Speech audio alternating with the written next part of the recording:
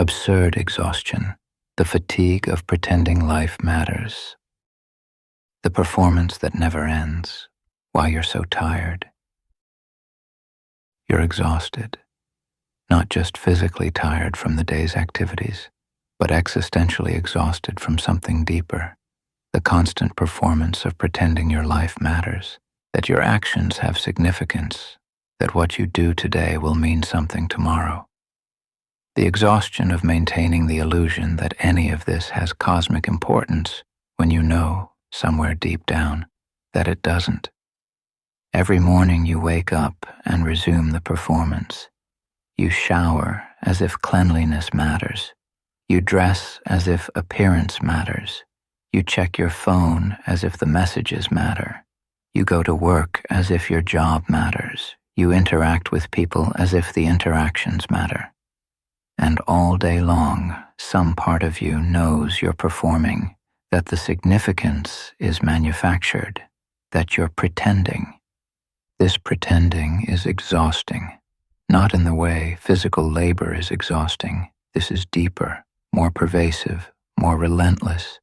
It's the exhaustion of consciousness, constantly telling itself stories about why things matter when the evidence suggests they don't. It's the fatigue of keeping up appearances not just for others, but for yourself. The absurd reveals itself in this exhaustion. If life truly mattered in the way you pretend it does, the performance wouldn't be so tiring. Truth is effortless. Lies require energy. The fact that maintaining belief in life's significance exhausts you suggests you're maintaining something artificial, something that requires constant effort because it lacks inherent stability. Consider how tired you are of your own thoughts, the constant inner narration about what you should do, what you should achieve, who you should become. The voice that tells you this matters, that matters, everything matters. This voice is exhausting because it's trying to convince you of something that part of you doesn't believe. You're tired of caring about things you're supposed to care about. Career advancement. Do you actually care, or are you performing caring because that's what ambitious people do? Social status. Do you genuinely care about others' opinions, or are you exhausted from pretending you don't? Achievement. Do you want to achieve, or are you just following the script that says achievement matters? The existential exhaustion comes from the gap between what you're supposed to feel and what you actually feel.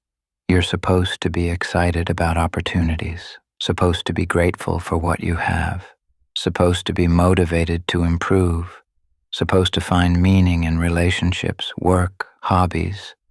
But instead, you feel tired. Tired of the expectation that you'll care, that you'll try, that you'll pretend it matters. This exhaustion isn't depression, though it might look similar. Depression says, nothing matters and I'm sad about it. Absurd exhaustion says, nothing matters and I'm tired of pretending it does. The difference is significant. Depression wants meaning to exist and suffers from its absence. Absurd exhaustion has accepted meaninglessness but is exhausted from the performance society requires despite that acceptance. You see others performing the same theater, everyone at work pretending their jobs are important, everyone at parties pretending their lives are interesting, everyone on social media pretending their experiences are meaningful. And you're tired not just of your own performance, but of participating in everyone else's. The meetings at work where everyone acts serious about outcomes that don't matter. The conversations where people pretend to care about topics they don't care about. The relationships where both people are performing connection while feeling disconnected. You're tired of all of it, the entire elaborate charade of human importance making. The worst part is you can't just stop performing. You need your job, so you perform importance at work. You want relationships, so you perform caring and being cared about. You exist in society, so you perform the social scripts. The performance is mandatory, which makes the exhaustion mandatory too. You've tried to make it matter. You've tried to find your passion, your purpose, your why. You've tried to convince yourself that your work is meaningful, your relationships are significant, your life has importance, and you're exhausted from trying. The trying itself reveals that it doesn't naturally matter. If it did, you wouldn't need to constantly try to make it matter. Some days the exhaustion is manageable. You can perform your role with minimal energy. You say the right things, do the expected things, maintain appearances efficiently. But other days the exhaustion is overwhelming. You can barely muster the energy to pretend. You want to scream, "None of this matters," but you can't. So you perform normalcy while dying inside from the effort. The recognition of this exhaustion is the beginning of something, not quite hope, but perhaps relief. If you can see clearly that you're exhausted from pretending, you can begin to question whether the pretending is necessary.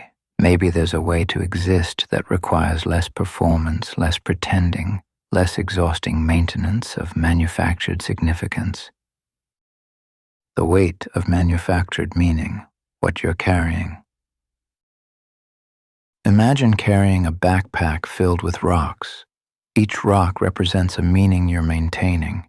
Career matters, relationships matter, achievement matters, appearance matters, opinions matter, identity matters. The backpack is so heavy you can barely stand, but everyone around you is also carrying backpacks, also pretending the weight is fine, also exhausted. The weight isn't the circumstances of your life. Circumstances are just what is, neutral facts. The weight is the meaning you've attached to circumstances, the significance you're maintaining, the importance you're performing. You've taken neutral facts and made them meaningful, and meaning is heavy. Your job is just tasks performed for money, but you've weighted it with meaning. It should fulfill you, define you, validate you. Now instead of just doing tasks, you're carrying the weight of career identity, professional significance, achievement pressure. The tasks are light. The meanings are crushing. Your relationships are just people spending time together, but you've weighted them with meaning. They should complete you, understand you, make you happy. Now instead of just enjoying or not enjoying someone's company, you're carrying the weight of relationship expectations, emotional obligations, meaning-making. The company is neutral. The expectations are exhausting.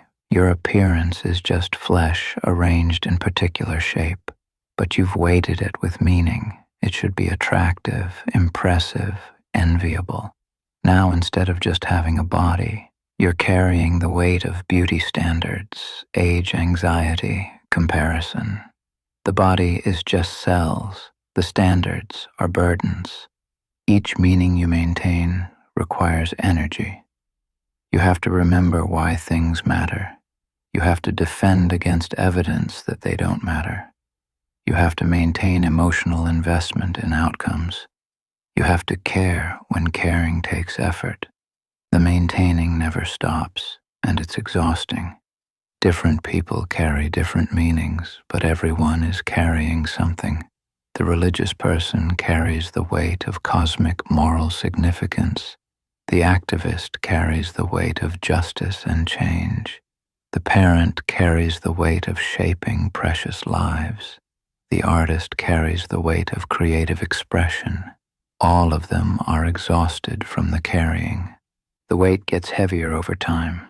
When you're young, meanings are light. School matters, friends matter, experiences matter, easy to carry, even exciting. But as you age, meanings accumulate. Now career matters, and relationships matter, and health matters, and finances matter, and family matters, and legacy matters. The backpack that was light at 20 is crushing at 40. You can't just drop meanings randomly. They're interconnected. Drop career meaning, and you might lose motivation to work, lose job, lose income. Drop relationship meaning, and you might lose connections that provide practical support. Drop health meaning, and you might deteriorate. The meanings are burdens, but they're also crutches you've learned to lean on. This is the trap. You know the meanings are heavy and exhausting, but you're afraid to drop them because you've forgotten how to walk without them. The meanings have become infrastructure you've built your life around. Removing them would require complete reconstruction, which sounds more exhausting than maintaining them. Different philosophies promise to lighten the load. Religion says, carry only divine meaning. Minimalism says, carry only essential meanings. Self-help says, carry only authentic meanings. But all of these are just meaning substitution, not meaning release. You're still carrying weight, just different weight. The absurd recognizes that the weight is optional but unavoidable. Meanings don't exist objectively, so you're not required to carry them. But you exist in meaning-making culture, so you'll carry some weight regardless. The question isn't whether to carry meaning, but how to carry it lightly, how to recognize it as optional even while performing it as necessary. The exhaustion you feel is the weight registering. Your body-mind system is telling you, this is too heavy. You're carrying more significance than one person can bear. The exhaustion is feedback, warning signal, invitation to examine what you're carrying and why. Some meanings you maintain for others, family expectations, social approval, cultural scripts. These are especially exhausting because they're not even your meanings. You're carrying weight someone else loaded onto you, maintaining significance you never chose, exhausted from performing importance that serves others' needs. Some meanings you maintain for yourself, personal identity, self-worth, life narrative. These are your meanings, but that doesn't make them less exhausting. Self-created meanings still require energy to maintain. The story you tell yourself about who you are and what matters, that story needs constant revision, defense, performance. It's exhausting even when it's yours. The recognition that meanings are manufactured doesn't lighten them immediately. You can see clearly that your career significance is constructed, and you're still exhausted from maintaining it. Seeing through illusion doesn't automatically end participation in illusion. But seeing is the first step toward potentially carrying the weight differently.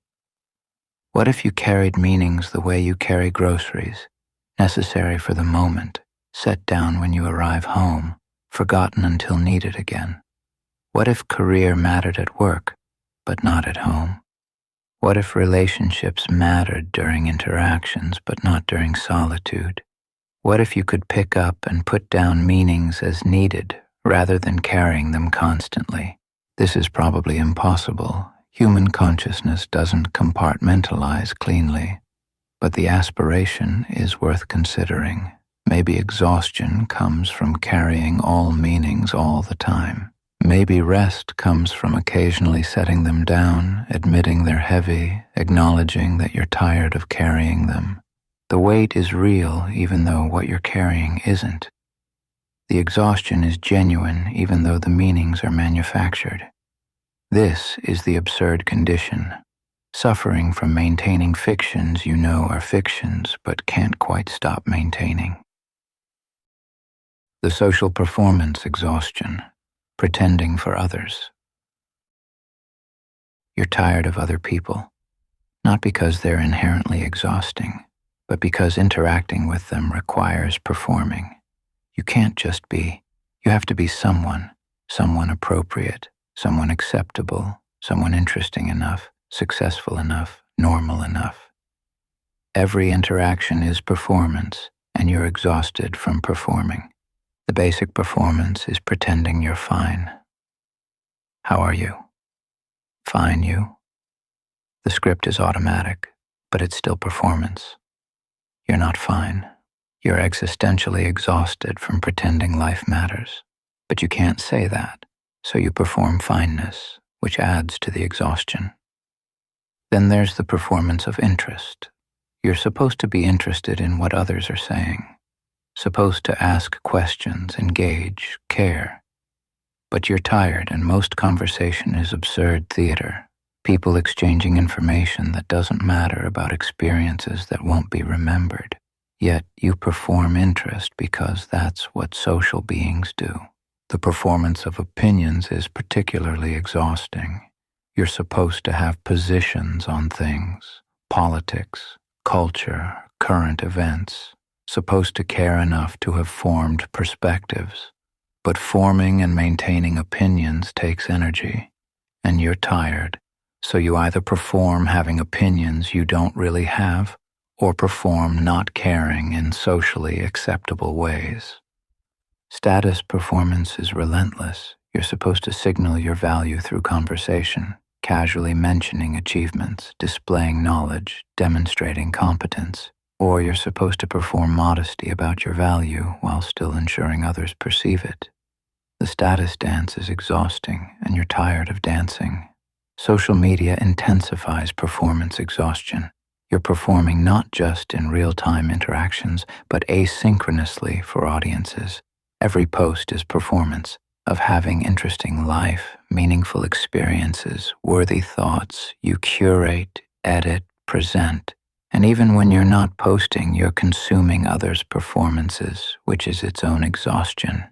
The exhaustion is worse when you can see through the performance, yours and theirs. You're performing interest in someone's story while knowing they're performing the story to seem interesting, while you're both maintaining the fiction that any of this matters. The layers of performance are dizzying, and you're tired. Different social contexts require different performances. Work you is different from friend you, is different from family you, is different from stranger you. Each version requires maintaining different character, different significance assignments, different caring. By end of day, you're exhausted from being multiple people, none of whom are really you. The performance of caring is especially tiring.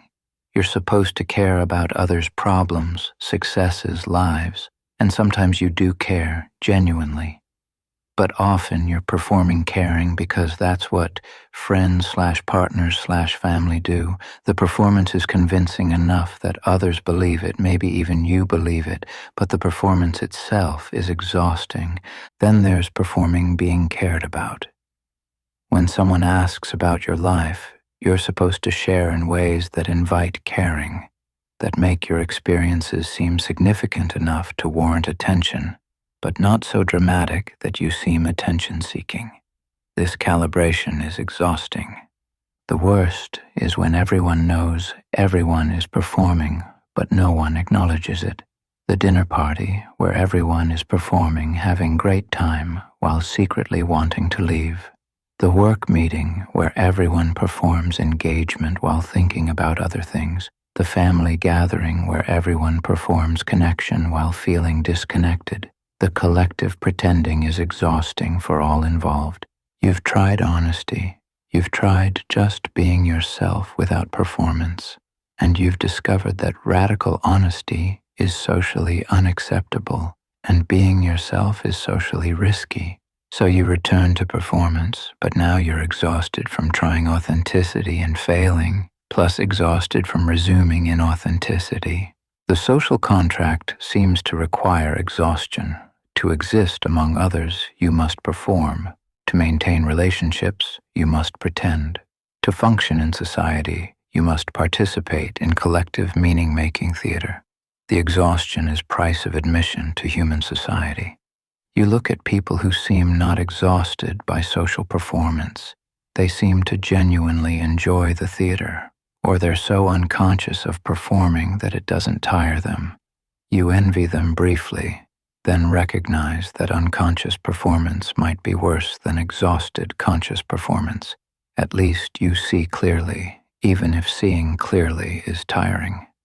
The question becomes, can you perform less exhaustingly?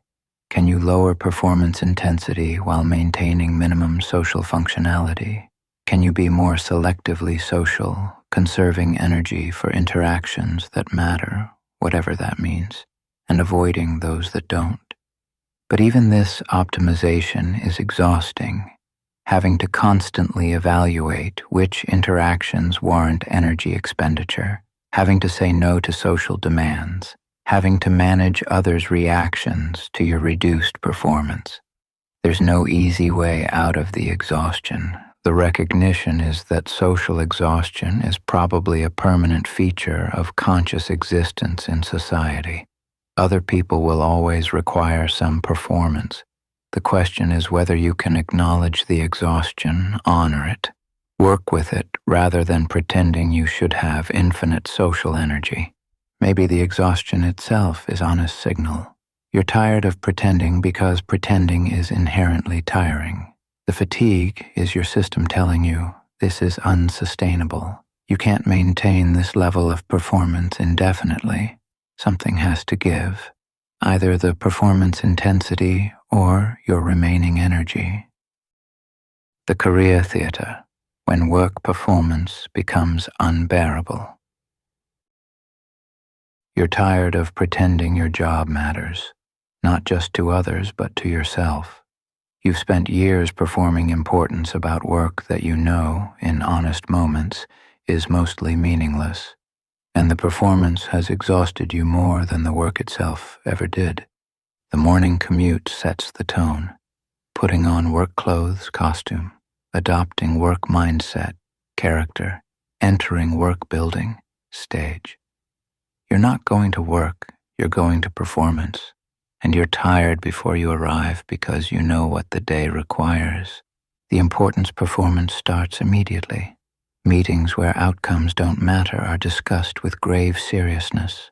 Projects that will be forgotten are treated as crucial. Deadlines that are arbitrary are approached with urgency. Everyone performing, everyone exhausted, everyone pretending not to notice. You're particularly tired of performing ambition.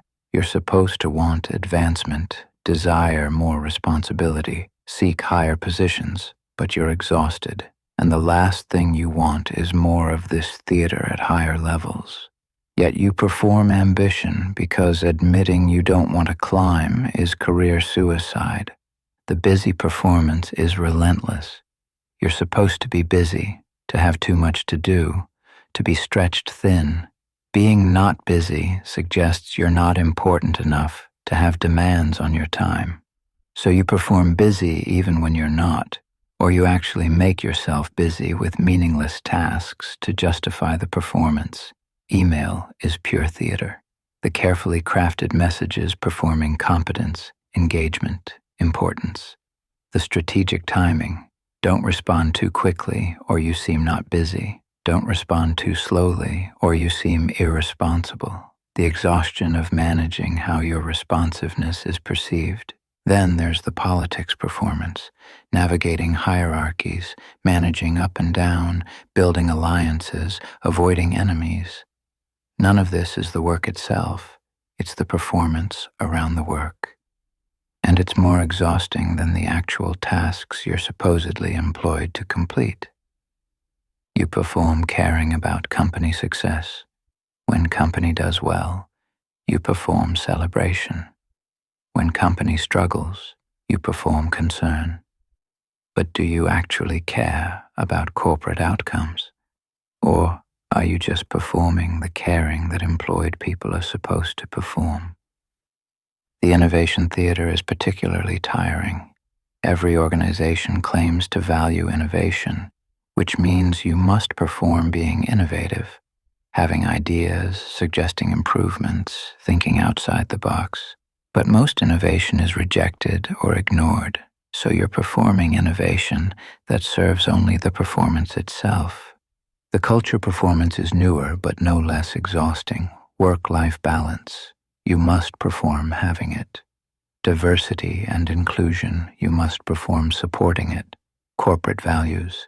You must perform embodying them. Each new culture initiative adds to the performance requirements without removing previous ones. You're tired of performance reviews, the ultimate meta-performance where you perform reflecting on your performances. You must demonstrate growth, Acknowledge areas for improvement. Set goals for future performances. The recursion is dizzying. The colleague relationships are exhausting performances. You're not friends with most colleagues. You're friendly enough to make work tolerable, but not so close that conflicts complicate work. This calibrated pseudo-friendship requires constant maintenance, and it's tiring. Lunch breaks should be rest, but become more performance. If you eat alone, you risk seeming antisocial. If you eat with colleagues, you must maintain performance during what should be rest time. There's no actual break from the theater. The most exhausting part is knowing that most of what you're performing doesn't matter. The projects you stress over will be abandoned. The presentations you prepare won't influence decisions. The work you think is important will be forgotten. You're performing importance about things that aren't important, and the cognitive dissonance is exhausting. You've calculated how much of your life goes to work performance. 8 hours daily minimum, often more. Commute time, thinking about work during off hours, recovering from work stress. More than half your waking life spent performing importance in theater you don't believe in. Different people cope differently with career performance exhaustion. Some become cynical, performing with obvious insincerity, letting everyone know they're just going through motions. Some overcommit, performing so intensely they convince themselves it matters, burning out in the process. Some quit, abandoning career theater entirely, finding it unsustainable. You're somewhere in the middle, maintaining enough performance to keep job while conserving enough energy to survive. But this middle ground is exhausting in its own way. You're constantly calibrating. Perform enough, not too much, conserve energy, meet minimums, stay employed. The calibration itself is tiring. The question you can't answer, would different work be less exhausting? Or is all work inherently exhausting because all work requires performing importance about activities that don't have inherent importance? Maybe the exhaustion isn't about your particular job, but about work itself, about the fundamental requirement to pretend that labor matters. You've considered retirement, but realize retirement doesn't solve the problem. Retirement is just different performance, of leisure mattering, of freedom being meaningful, of life after work having significance. The performance continues, only the content changes. The brutal recognition is that career exhaustion might be a permanent feature of employment. Work will always require some performance of importance. The question is whether you can lighten the performance, lower the intensity, admit the absurdity while still maintaining employment. Maybe the first step is internal honesty, admitting to yourself that you're performing, that you're exhausted, that you don't believe in the importance you're projecting. Not changing anything external yet, just seeing clearly what you're doing and how it's affecting you. The seeing itself might not reduce exhaustion immediately, but it might prevent exhaustion from being compounded by self-deception. The relationship performance when love becomes labor. You're tired of relationships, not of people themselves, but of the performance relationships require, the emotional labor, the meaning-making, the constant maintenance of connection that's supposed to feel effortless but actually exhausts you.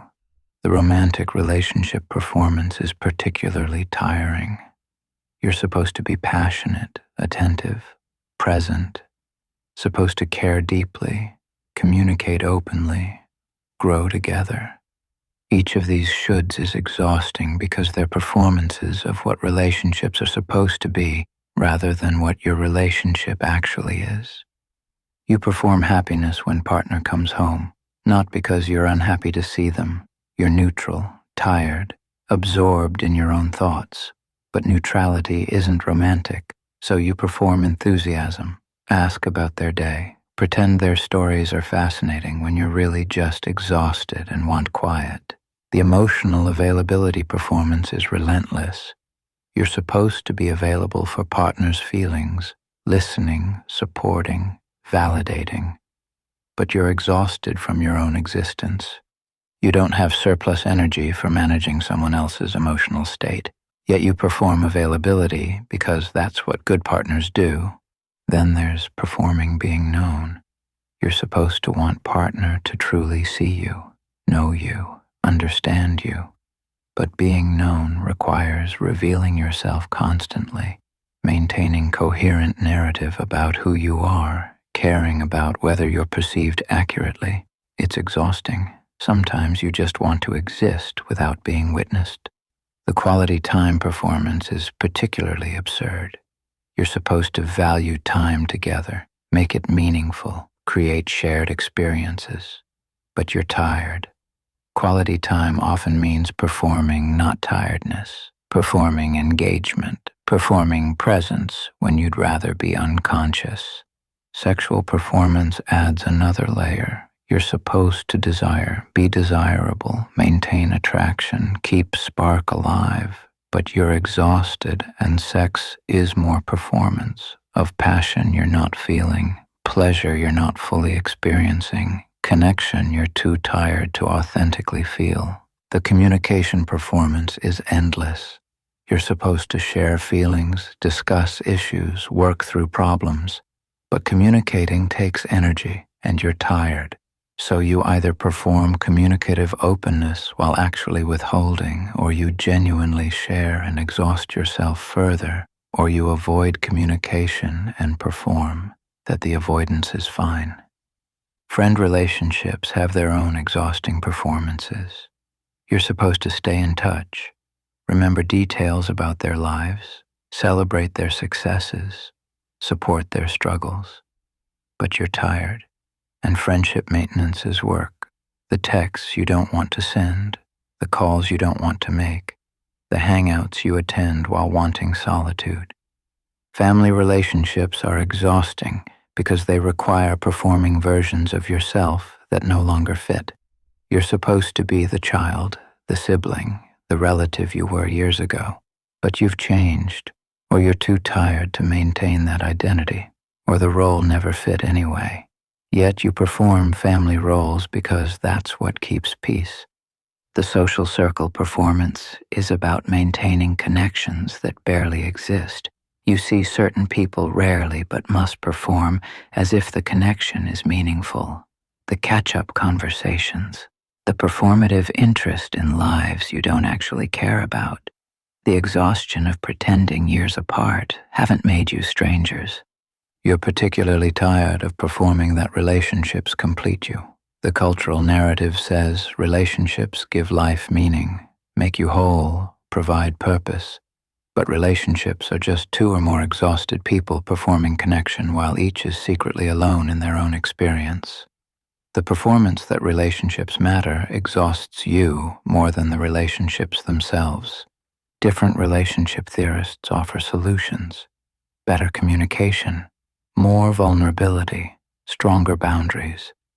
But all of these require more energy, and you're already exhausted. The solutions assume you have surplus energy for relationship optimization, but you're barely maintaining current performance. The most exhausting relationships are those where both people know they're performing, but can't acknowledge it. You're both pretending to be more connected than you are, both performing caring more intensely than you feel, both maintaining relationship theater while privately wondering if either of you actually wants to continue. You've tried authenticity, being genuinely yourself, not performing, and you've discovered that unperformed you is often tired, withdrawn, wanting solitude, not very relational. The authentic you might not be very good at relationships, which means relationships require performance, which means relationships are inherently exhausting. The question becomes, can you reduce performance while maintaining relationships? Can you be more honestly tired, more genuinely withdrawn, more actually yourself, and still be partnered, friended, family connected? Or does relationship require performance at fundamental level? Some relationships can handle reduced performance. The friend who's fine with months of no contact. The partner who accepts that you're exhausted and needs space. The family member who doesn't require you to play old roles. These low-performance relationships are rare, but precious. Most relationships seem to require maintenance-level performance, not constantly, but regularly. Enough engagement to keep connection alive, enough care to prevent neglect, enough presence to maintain bond. This minimal performance is less exhausting than maximal performance, but still tiring. The recognition is that relationship exhaustion is probably permanent if you remain in relationships. People require energy. Connection requires effort. The question is whether the connection provides enough value to justify the exhaustion, and whether you can be honest about the exhaustion without destroying the connection. Maybe the first step is admitting to yourself, maybe to select others, that relationships exhaust you. Not because you don't value people, but because connection requires performance, and performance is tiring, and you're tired. The admission doesn't solve the exhaustion, but it might prevent the exhaustion from being compounded by pretending you're not exhausted. The identity maintenance, exhaustion from being someone. You're tired of being yourself, not in suicidal way, in exhausted way. Being you is full-time job requiring constant maintenance, and you're worn out from the work of identity upkeep. Every day you must be the same person you were yesterday, maintain continuity, perform consistency. It's exhausting. Your identity is elaborate construction. Values, preferences, personality traits, history, aspirations. None of it is natural. All of it requires maintenance. You must remember what you believe, what you like, who you are. You must act in character, maintain narrative coherence, be recognizable as yourself.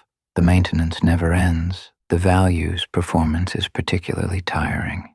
You're supposed to have principles you live by, causes you believe in, positions you hold, but maintaining consistent values requires energy. You must remember what you believe, act accordingly, defend those beliefs when challenged. And you're tired of defending positions you're not sure you actually hold. Your preferences require constant curation. You like certain things, dislike others. But do you really, or are these just preferences you've performed so long they've become habit? Either way, maintaining preference consistency is exhausting. People expect you to still like what you liked, still hate what you hated. Personality traits are exhausting performances.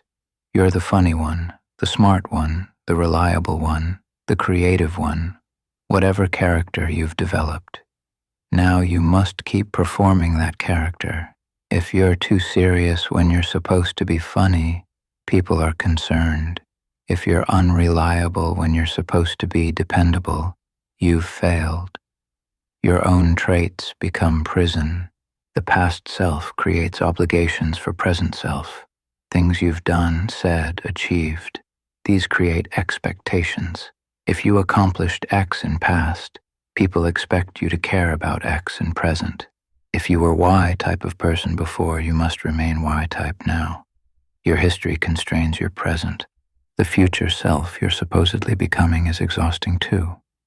You must have goals, direction, trajectory. You must be becoming better, growing, evolving, but in consistent direction. Random change is concerning. Purposeful growth is applauded. So you must perform purposeful growth even when you're actually just randomly changing or staying static. The coherent narrative exhausts you. Your life is supposed to make sense as story, choices leading to outcomes, events connecting meaningfully, a protagonist arc.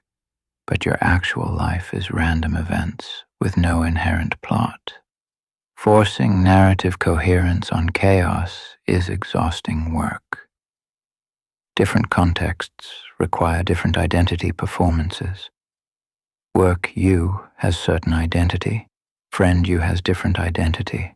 Family, you is different still. You must track which identity for which context. Remember what each version knows or doesn't know. Maintain separate performances simultaneously. The fragmentation is exhausting. Social media creates new identity exhaustion. You must maintain online persona, carefully curated version of yourself performing, having interesting life. The online you must be consistent with offline you, but better, more Instagrammable, more share-worthy. Managing multiple selves across platforms is full-time work. The exhaustion intensifies when you realize you don't know who you actually are beneath all the performances. If you stripped away all the identity maintenance, what would remain? This question is both liberating and terrifying. Liberating because you might not need to maintain elaborate identity. Terrifying because maybe there's nothing beneath the performance. You've tried reinvention, becoming new person, new identity, new performance, and you've discovered that new identity requires just as much maintenance as old identity, sometimes more. The novelty provides brief energy, but eventually you're just exhausted from maintaining different character. The desire to be nobody is appealing. No identity to maintain, no character to perform, no self to curate, just existing without being someone in particular. But society doesn't allow nobodies. You must have identity to function, name, profession, personality, characteristics. Being nobody isn't option, so you remain exhausted somebody. Different philosophies address identity differently. Buddhism says self is illusion, let it go. Existentialism says self is project, actively create it. Psychology says self is development, grow authentic self. But all of these still require being someone, maintaining some kind of identity, performing some version of self. The exhaustion continues under different frameworks. The recognition that identity is performance doesn't eliminate need for identity. You still need to answer, who are you? Questions. You still need coherent enough self to maintain relationships, hold job, function in society. Seeing through identity doesn't free you from identity requirements. Maybe the exhaustion comes from taking identity too seriously. You're performing being yourself with such commitment, such intensity, such investment in maintaining consistency. What if you held identity more lightly? What if you were yourself the way actor plays character, fully committed during performance but not confused about being the character? But this too is exhausting, maintaining awareness that you're performing while performing. The meta layer of consciousness watching performance adds to cognitive load rather than reducing it. Maybe there's no way out of identity exhaustion except occasional moments of relief when you forget to be anyone. The question becomes, can you maintain minimal viable identity? The bare minimum self needed to function without elaborate identity architecture? Can you be vague enough, inconsistent enough, undefined enough that identity maintenance requires less energy? This is risky. People are uncomfortable with those who don't have clear identity. The person who's too fluid, too contradictory, too undefined seems unstable or disingenuous. Society prefers people who are someone in particular, clearly defined, consistently maintained. Your exhaustion from being someone doesn't exempt you from the requirement to be someone. The acceptance might be recognizing that identity exhaustion is a permanent feature of self-conscious existence. You have to be someone. That someone requires maintenance. The maintenance is tiring. This is just the condition. The question is whether you can acknowledge the exhaustion, reduce unnecessary identity maintenance, and forgive yourself for being tired of being yourself. The opinion exhaustion. When having views becomes unbearable. You're tired of having opinions. Not specific opinions about specific things, but the entire enterprise of opinion having, position taking, view maintaining. You're exhausted from the requirement to have formed perspectives on everything, to care enough to decide where you stand, to maintain those positions over time. The modern world demands constant opinion performance. Politics, culture, social issues, current events. You're supposed to have views, preferably strong views, definitely views that place you in recognizable position on various spectrums. Not having opinion is interpreted as not caring, being uninformed, or secretly having wrong opinion. But forming opinions requires energy. You must gather information, evaluate sources, think through implications, decide what you believe. This is exhausting when you're already tired from existing, and the information never stops coming, so the opinion forming never stops being required. Then there's maintaining opinions once formed. You said you believe X last year. Are you still X believer? If circumstances changed, did your opinion change? If so, can you explain why? Or are you accused of being inconsistent, flip-flopping, not having principles? Maintaining opinion coherence is exhausting. The opinion performance in conversation is particularly tiring. Someone brings up topic. They have strong opinion. You're supposed to engage, agree, disagree, have nuanced position. But you're tired and don't care about the topic enough to have formed opinion. Yet saying, I don't really have opinion on that, is social failure. So you perform having opinion you don't have, which exhausts you further. Political opinion exhaustion is overwhelming. You're supposed to have positions on policies, candidates, parties, ideologies, supposed to care enough to vote, advocate, argue. But politics is absurd theater where nothing changes regardless of what anyone thinks. Yet you must perform political engagement because caring about politics is mark of responsible citizenship. Cultural opinion exhaustion comes from being expected to have takes on movies, books, music, art. Did you like it? Why or why not? What does it mean? What does your opinion reveal about your taste, intelligence, values? You can't just consume culture. You must have opinions about what you consume. Social issue opinion exhaustion is particularly draining because stakes feel higher. Having wrong opinion means being bad person. Having right opinion requires staying informed about rapidly evolving positions. Not having opinion means being complicit. The pressure to have correct opinions about everything is crushing. The exhaustion intensifies when you realize most opinions don't matter. Your view on policy won't influence policy. Your take on movie won't affect box office. Your position on social issue won't change society. You're maintaining elaborate opinion infrastructure that influences nothing except your own exhaustion levels. You're tired of opinion polarization. Everything is extreme positions, or you're in mushy middle. Nuance is exhausting because it requires explaining complexity that most people don't want to hear. It's easier to perform strong position, but strong positions require defending, which is tiring. The opinion tribes are exhausting too. Having certain opinion places you in certain group, which comes with expectations about other opinions you should have. Opinion consistency within tribal lines is monitored. Deviation is punished. You must maintain opinion coherence not just personally, but tribally. Social media makes opinion exhaustion worse.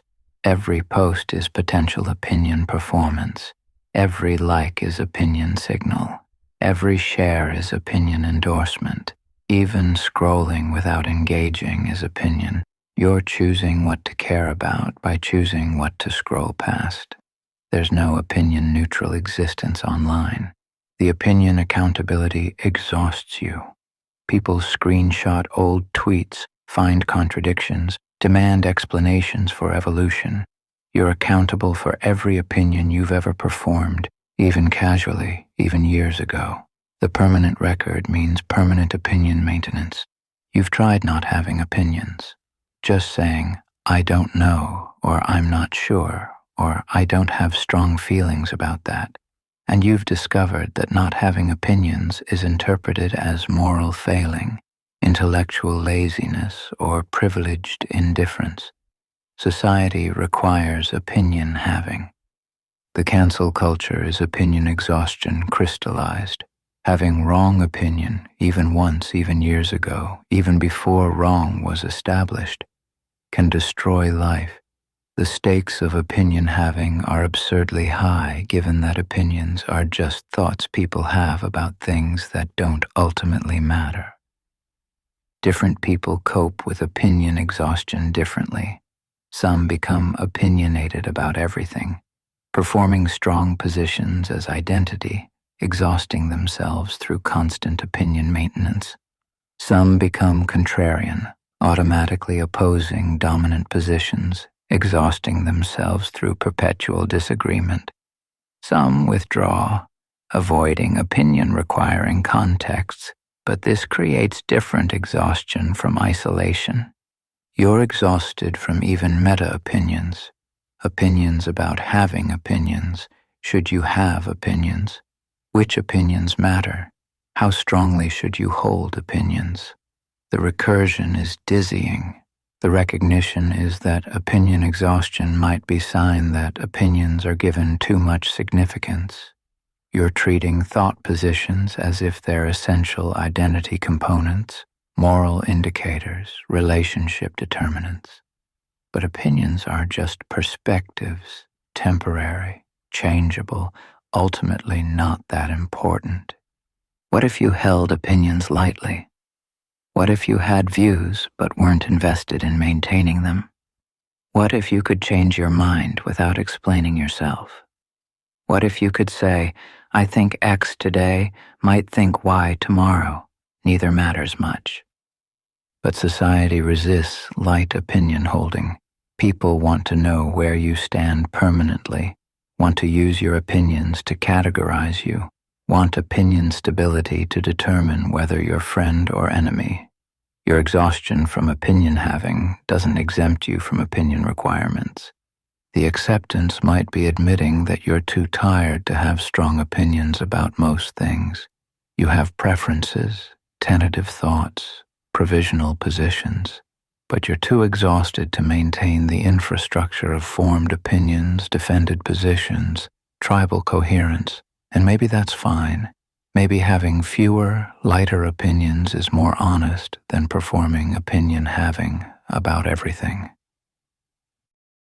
The optimism fatigue when positivity becomes impossible. You're tired of pretending things will get better. The optimism, the hope, the positive thinking, all of it exhausts you more than negativity ever did. You're not depressed. You're just exhausted from performing belief in improvement, progress, better futures that evidence suggests aren't coming. The cultural demand for optimism is relentless. Be positive. Look on bright side. It gets better. These commands might be well-intentioned, but they require exhausting emotional labor from people who are already tired. Optimism isn't natural state. It's performance that takes energy.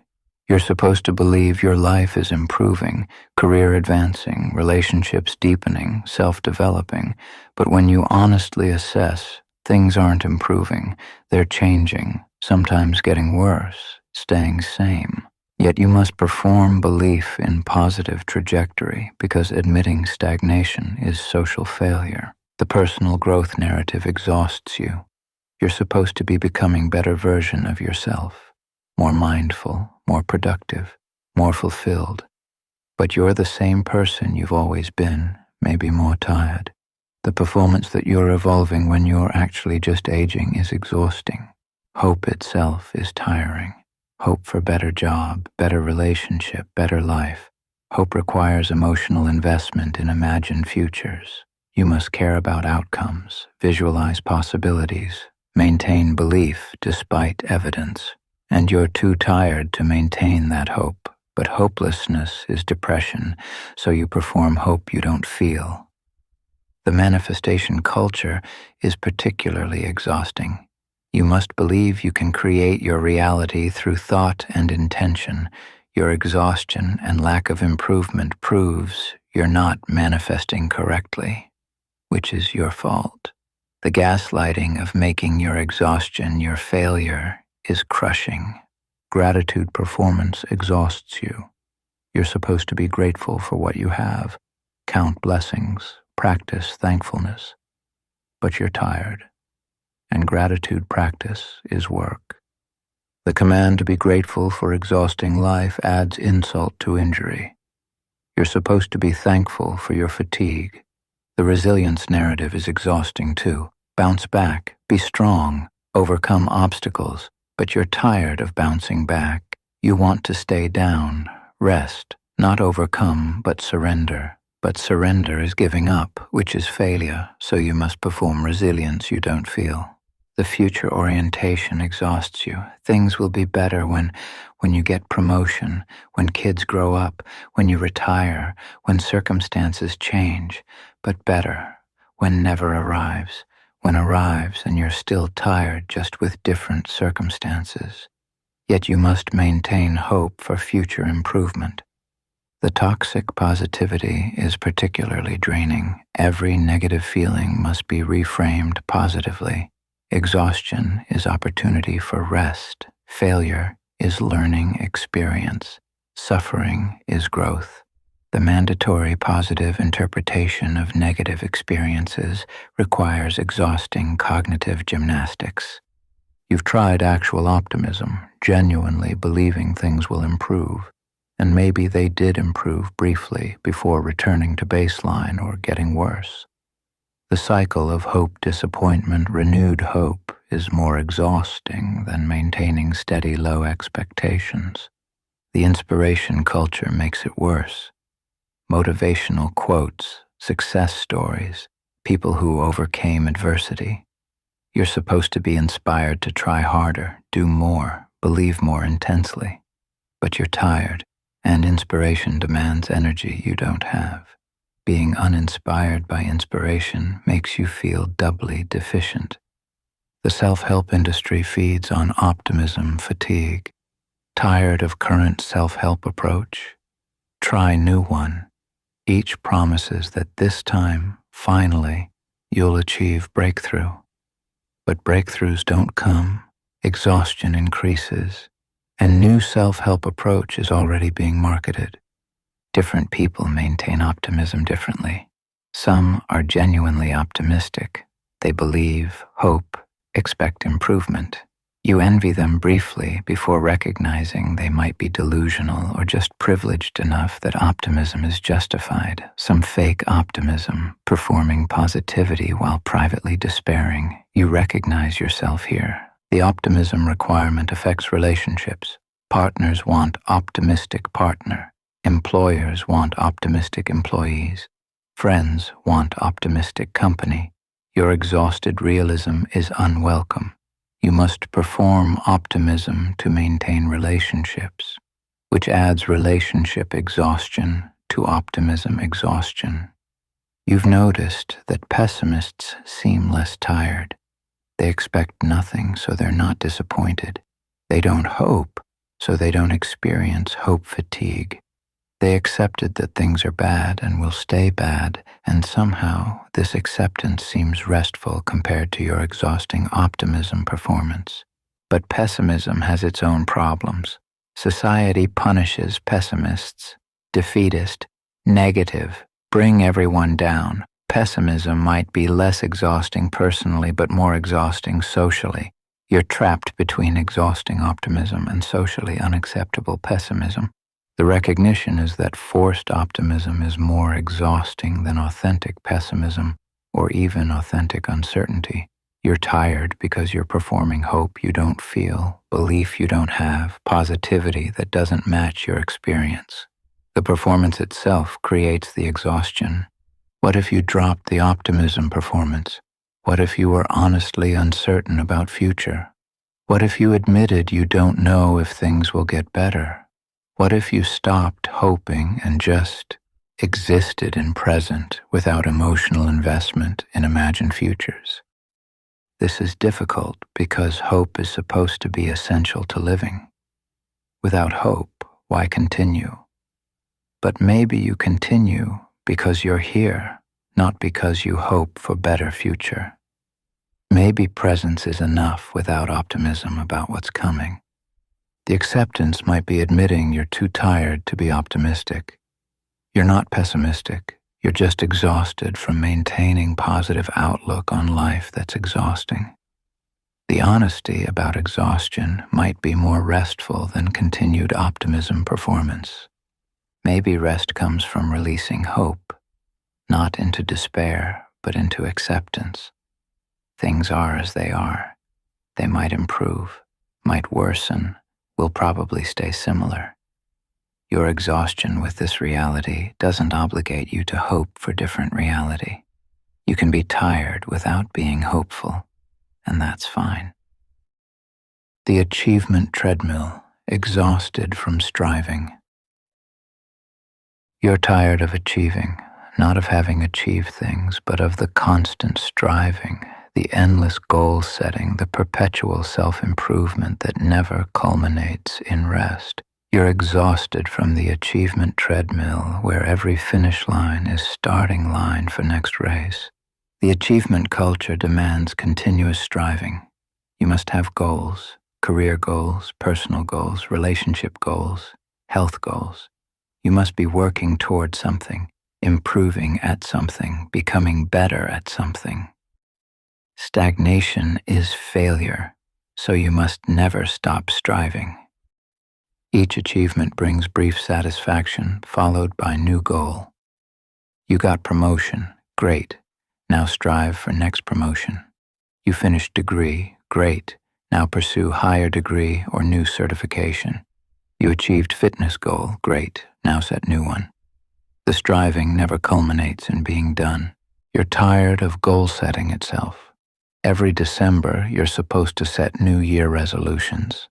Every quarter, you're supposed to review and revise goals. Every performance review, you're supposed to identify growth objectives. The administrative work of goal management is exhausting even before striving toward goals begins. The improvement imperative exhausts you. You must be better than last year, more productive, more knowledgeable, more skilled, more successful. But better is infinite. There's always more to improve. You could improve forever and never reach point where improvement is complete. So you're sentenced to perpetual improvement effort. The bucket list is exhausting too. All the experiences you're supposed to have, places you're supposed to visit, things you're supposed to try before dying. The list grows faster than you can complete it. Every completed item suggests 3 more.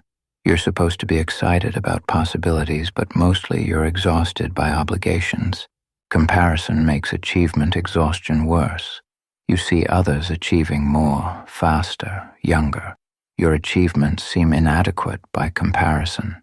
So you must achieve more to keep up, which exhausts you further, which makes you fall behind again.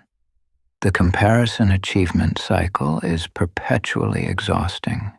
The achievement identity traps you. You've defined yourself by accomplishments, the degrees, the promotions, the milestones. Now you must keep achieving to maintain identity. If you stop achieving, who are you? The existential question keeps you on treadmill despite exhaustion. Social media makes achievement performance mandatory. Every accomplishment must be shared. Every milestone must be posted. Your life is public achievement record. Not sharing achievements means they didn't happen. Sharing them means performing pride and gratitude you might not feel. The performance is exhausting. The achievement for others exhausts you particularly, achieving to make parents proud, to prove doubters wrong, to impress peers, to maintain reputation. You're achieving for external validation, which means never achieving enough because external validation is bottomless. You've tried stopping, just not setting goals, not striving, not improving, and you felt guilty, anxious, purposeless. Society has trained you so thoroughly that achievement equals worth, that without achievement you feel worthless. So you return to striving, exhausted. The exhaustion intensifies when you realize achievement doesn't provide what it promised. You thought achieving X would make you happy, confident, satisfied. You achieved X and felt none of those things, or felt them briefly before they faded. The achievement didn't deliver, but you're still exhausted from pursuing it. Different people cope with achievement exhaustion differently. Some double down, achieve more intensely, believing breakthrough is just one more achievement away. They burn out spectacularly. Some quit, abandon achievement culture entirely, which creates different exhaustion from social marginalization. Some moderate, achieve enough to function while conserving energy, where you find yourself. The acceptance might be recognizing that achievement exhaustion comes from treating achievements as mandatory rather than optional. You're not required to constantly improve, continuously achieve, perpetually strive. Those requirements are cultural, not cosmic. What if you achieved nothing new ever again? What if you maintained current level without improvement? What if you even regressed, achieved less, did less, became less productive? Would that be tragedy or relief? The answer reveals whether achievement is preference or compulsion. If not achieving feels like relief, you're compulsively achieving. If not achieving feels like tragedy, you've internalized achievement imperative so thoroughly you can't separate it from sense of self. Maybe the exhaustion is signal that achievement has become compulsive rather than chosen. You're achieving because you must, not because you want to. The striving is addiction, and like all addictions, it exhausts you while promising satisfaction it can't deliver. The alternative isn't necessarily zero achievement. It's chosen achievement rather than compulsive achievement. Achieving when you genuinely want to, rather than when you feel you must. This requires distinguishing between authentic desire to achieve and conditioned compulsion to achieve, which is difficult when conditioning runs deep. The question becomes, can you rest from achievement? Can you have period of non-striving, non-improving, non-achieving? Can you exist without goals and still feel okay about existing? Or has achievement become so central to your identity that removing it would mean identity collapse? The exhaustion suggests you need rest from striving, but rest feels dangerous when achievement equals worth. So you're trapped, exhausted from achieving, but unable to stop achieving without feeling worthless. The trap itself is exhausting. Maybe the first step is admitting you're tired. You're exhausted from continuous achievement performance. This exhaustion is real and valid. The tiredness doesn't mean you're weak or lazy. It means you're human, and humans get tired from endless striving. The admission itself doesn't solve exhaustion, but it might prevent exhaustion from being compounded by pretending you're not exhausted. The consciousness burden, when awareness itself is tiring.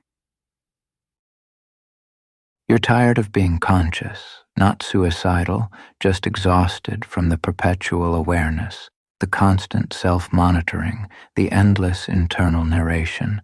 Being conscious is work, and you're tired from working at being aware all day, every day, without break, except sleep.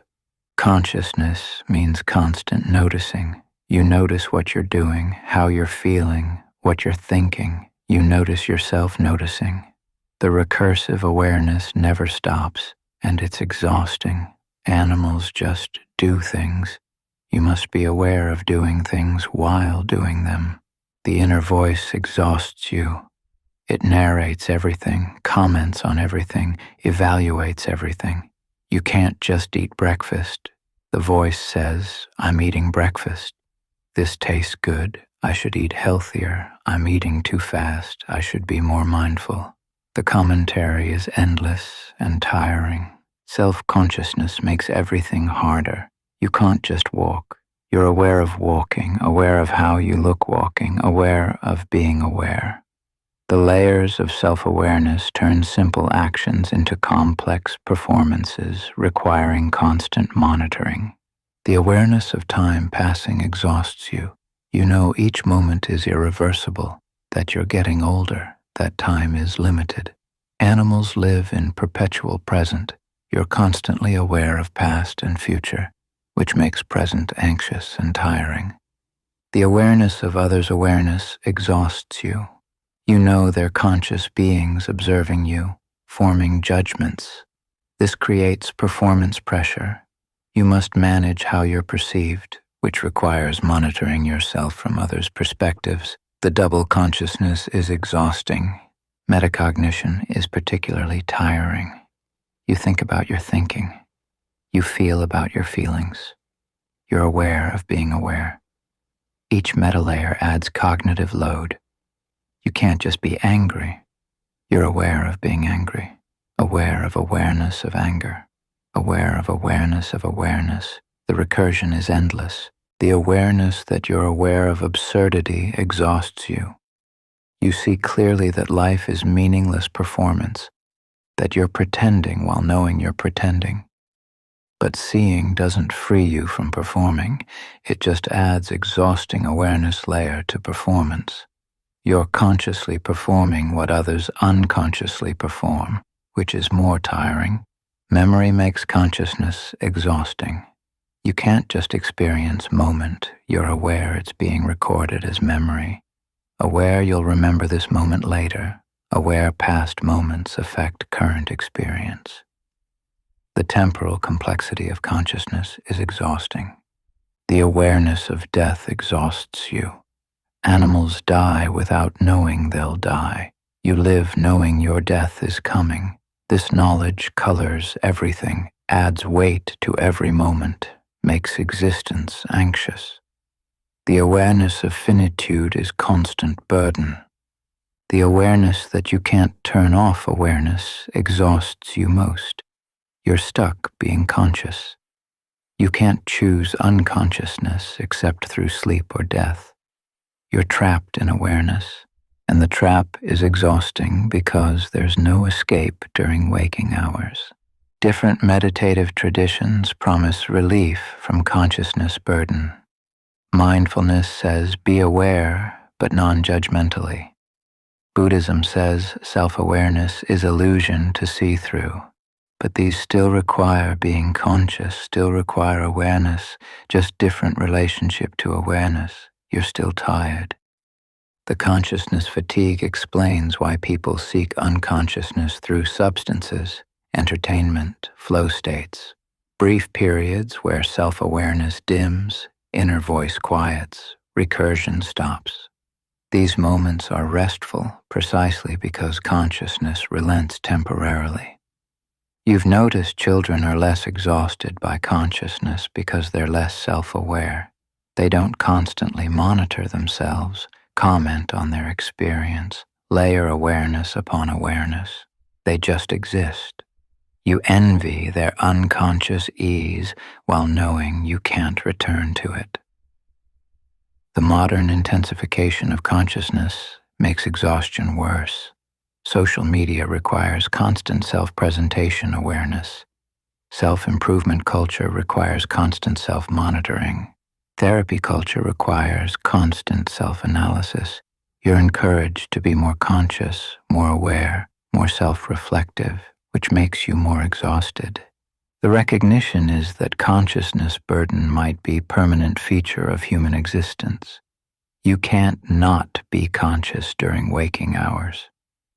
The question is whether you can lighten the load, reduce unnecessary self-monitoring, quiet excessive internal narration, decrease meta-awareness layers. Maybe consciousness exhaustion comes from consciousness being too busy, too much thinking, too much noticing, too much awareness.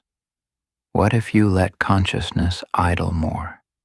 What if you allowed gaps in awareness, moments of mind wandering, periods of reduced monitoring? But even trying to reduce consciousness requires consciousness. You must consciously decide to be less conscious, must monitor your monitoring to reduce monitoring. The impossibility of escaping consciousness through consciousness is exhausting. The acceptance might be admitting that you're tired of being aware. Not that you want to die, but that you want rest from consciousness. Sleep provides this nightly, but you need rest during waking hours too. Maybe rest comes from forgiveness, forgiving yourself for being exhausted by consciousness rather than demanding you maintain high awareness continuously. The rest you can't take, why sleep doesn't solve it. You're tired, but sleep doesn't fix it.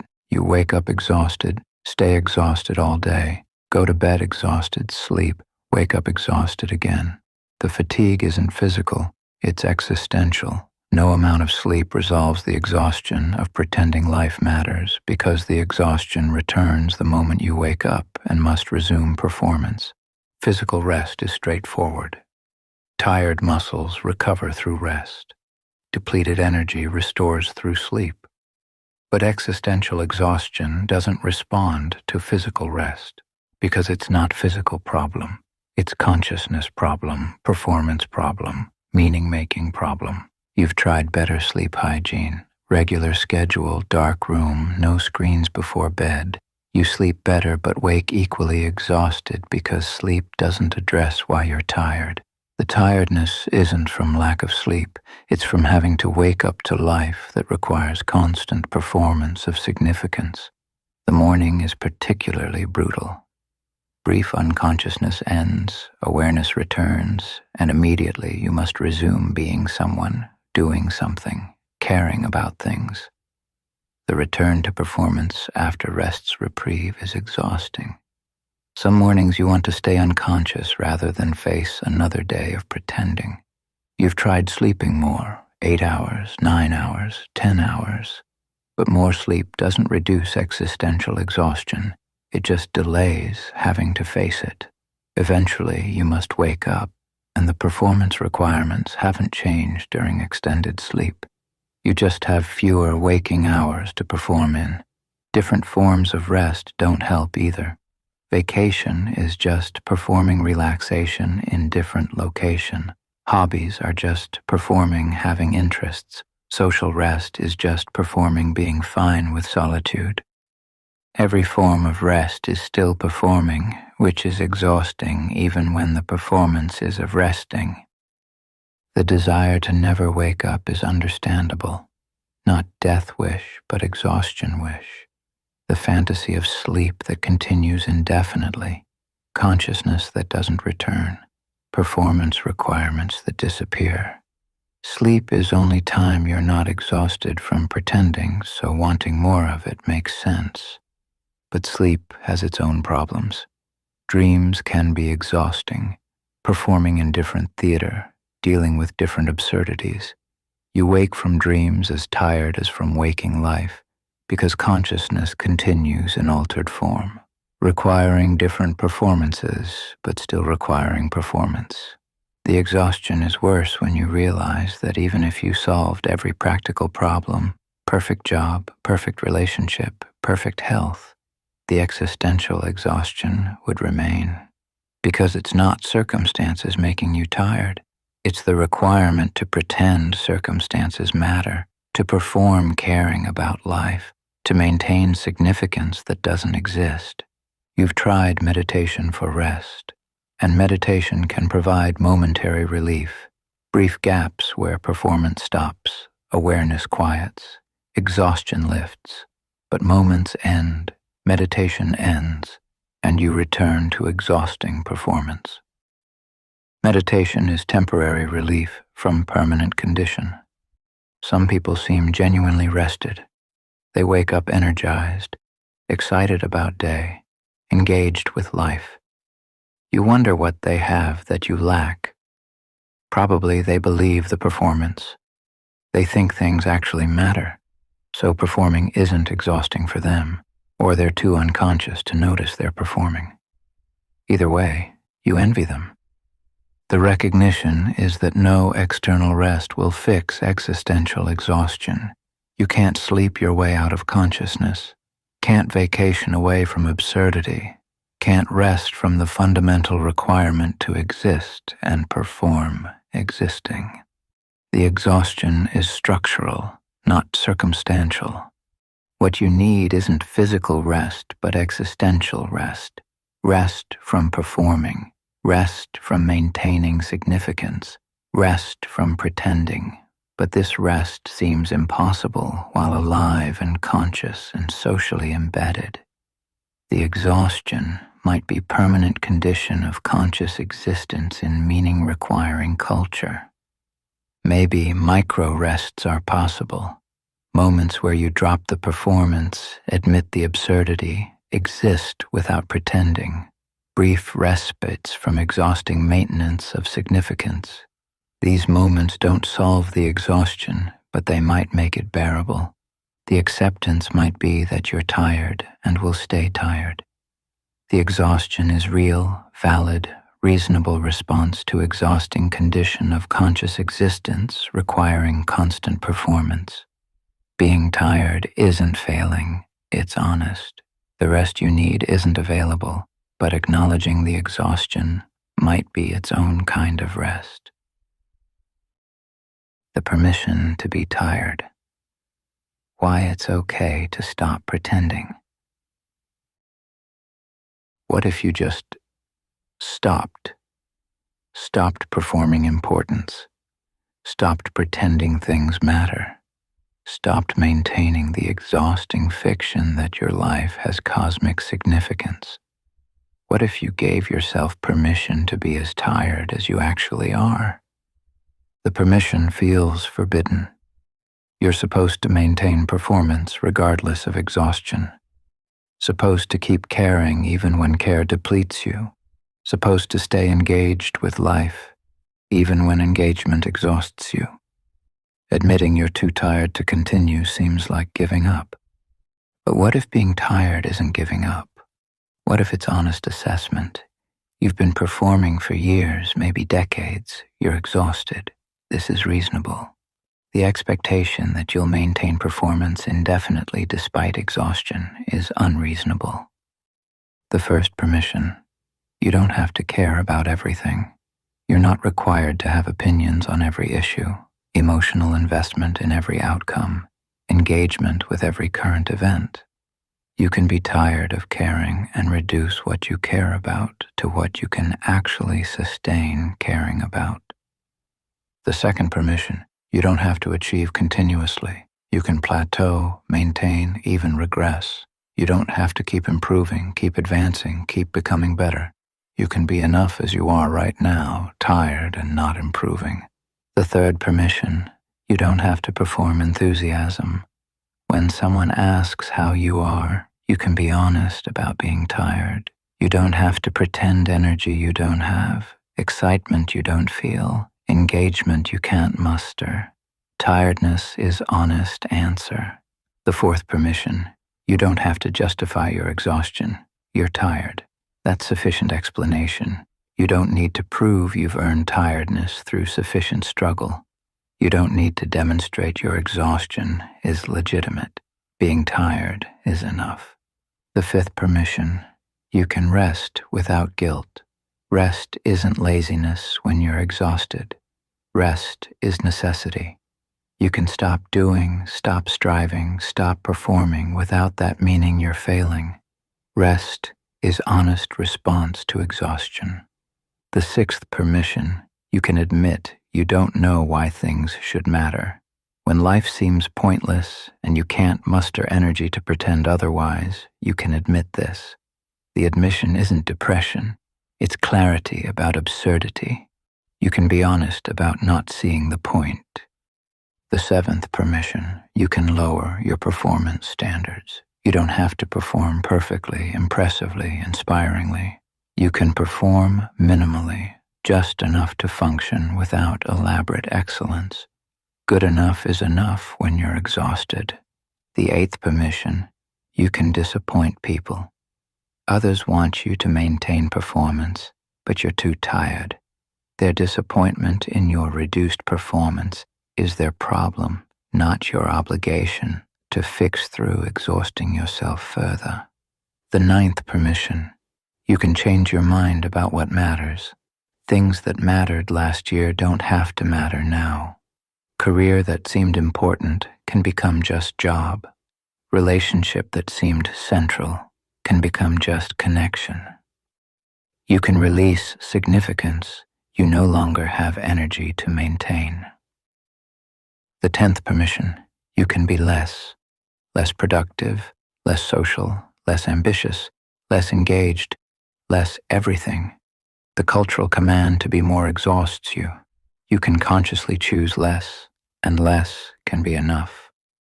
The resistance to these permissions is strong. Society doesn't permit tiredness, doesn't accept reduced performance, doesn't allow not caring. You'll face consequences for being too tired to maintain expected performance levels. The permissions are granted by you to yourself, not by society. But maybe self-permission is enough.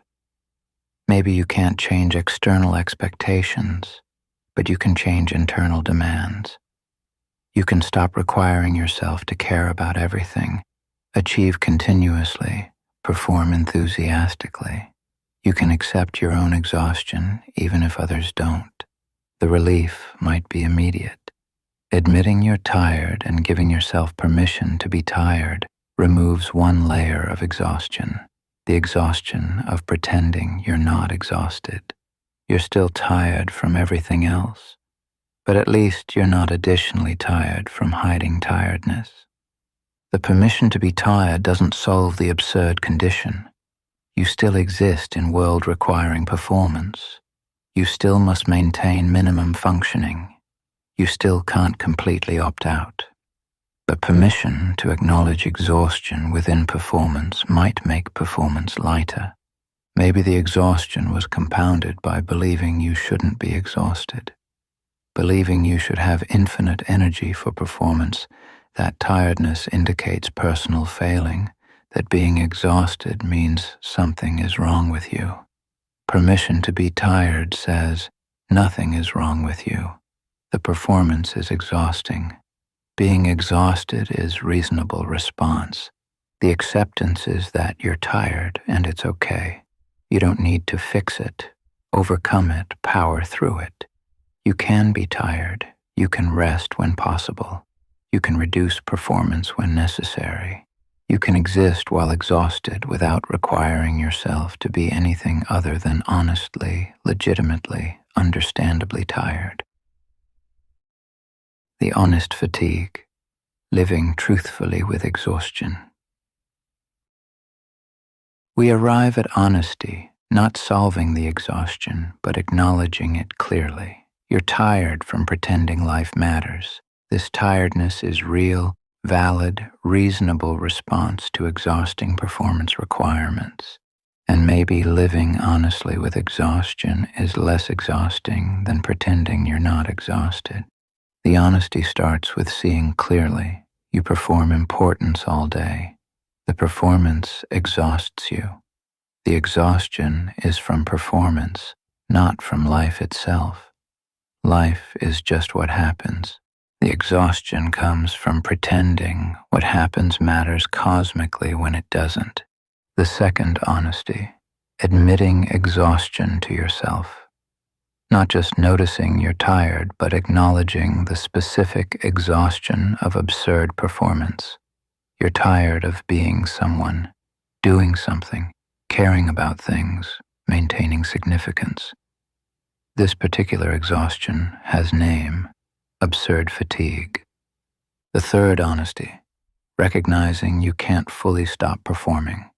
You exist in world-requiring performance. You need job, relationships, social functioning. These require maintaining some level of importance performance. You can't opt out completely without becoming homeless, isolated, dysfunctional. The fourth honesty, accepting that you'll probably stay exhausted. The performance requirements aren't changing. Your consciousness isn't dimming. The absurd isn't becoming less absurd. The exhaustion is likely a permanent feature of conscious existence, requiring constant performance. But here's the interesting part. Honest exhaustion might be less exhausting than dishonest exhaustion. When you're tired and pretending not to be tired, you're exhausted from tiredness plus exhausted from pretending. When you're tired and honest about tiredness, you're just exhausted from tiredness. The honest performance is lighter than dishonest performance. When you perform while knowing you're performing, acknowledging the absurdity, accepting the exhaustion, the performance has different quality, not eliminated but clarified. You're still performing, but you're not confused about performing. Living honestly with exhaustion means admitting limits. You can perform X hours per day, maintain Y relationships, care about Z things. Beyond these limits, you're too exhausted. Admitting limits isn't failing. It's honest assessment of actual capacity. It means being selective about performances. Some performances are necessary, those required for survival, functioning, basic relationships. Some are optional, those required only for looking good, seeming successful, appearing together. You can reduce optional performances when exhausted. It means occasionally dropping performance entirely, not permanently, not publicly, but privately. Moments where you admit to yourself, this doesn't matter, I don't care, I'm too tired to pretend otherwise. These moments are rest even if they're brief. It means accepting others' judgment of your reduced performance. When you lower performance intensity, people notice. They're disappointed, concerned, critical. Their judgment is real.